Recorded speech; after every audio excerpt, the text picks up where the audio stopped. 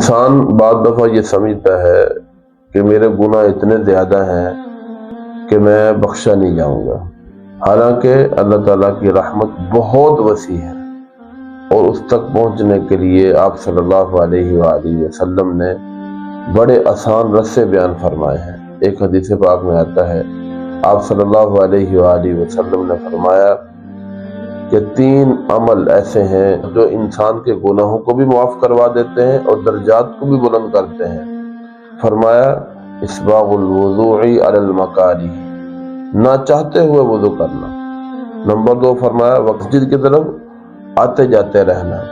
اور نمبر 3 فرمایا کہ ایک نماز کے بعد دوسری نماز کے انتظار میں رہنا۔ یہ وہ 3 عمل ہیں جو اللہ تعالیٰ کے غصے کو ٹھنڈا کرتے ہیں، اور اس لیے اگر کسی وقت وضو کرنے کو دل نہیں کر رہا تب بھی کریں، نماز پڑھنے کو دل نہیں کر رہا، تھکن ہے، تب بھی نماز پڑھیں، اور ایک نماز پڑھ لیے تو دوسری نماز کے انتظار میں رہیں۔